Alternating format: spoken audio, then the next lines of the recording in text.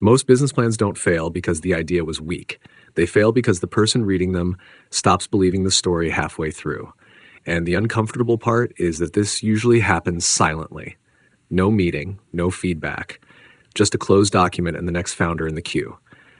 Investors are making decisions in minutes, not hours, which means clarity matters more than volume. The companion PDF is linked below if you want to study the full framework properly later, because what we're covering here is really about making every section earn its place.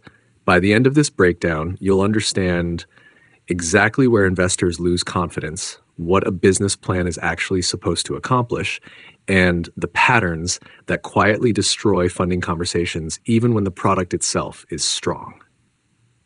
One of the biggest mistakes founders make is thinking a business plan is just informational. It's not. It's persuasive architecture. If this kind of practical breakdown is useful to you, subscribe and turn notifications on. We're going much deeper into how real businesses communicate strategy, growth, and execution. Here's the shift most founders miss. Investors are not casually reading your plan. They're verifying it. At every section, they're asking one question. Does this claim actually hold together? If your market size sounds inflated, your revenue assumptions feel disconnected, or your customer behavior doesn't match reality, confidence drops immediately. 3 broken arguments is often enough to end the process entirely because investors are comparing dozens of opportunities at the same time. Airbnb's early pitch worked partly because the problem, market behavior, and revenue logic all reinforced each other. The plan felt internally consistent. That's what investors trust. And that leads directly into the 3 jobs every serious business plan must perform simultaneously. First, credibility. The document has to prove you've genuinely thought through the business beyond surface enthusiasm. Second, case building. Every section should strengthen the next one like a chain, not feel like disconnected research pasted together. And third, conversation preparation. A well-built plan forces you to answer difficult questions before due diligence exposes them publicly. This is where many founders lose momentum, not because they stopped working hard, but because the strategy itself was never pressure tested. I'm curious whether you've seen this happen around you before, because it's far more common than people admit. The problem section is usually where investors decide whether the rest is worth reading. And vague claims simply don't survive scrutiny anymore. Saying businesses waste time means almost nothing. Saying teams lose 6.2 hours weekly at $47 per hour creates measurable economic pain. Investors need to believe 4 things at once. The problem is real, widespread, expensive, and still insufficiently solved. Netflix understood this early. Before streaming ever existed, they focused on one specific frustration: late fees. That single pain point changed customer behavior because it was concrete and emotionally familiar. The lesson wasn't technology, it was precision.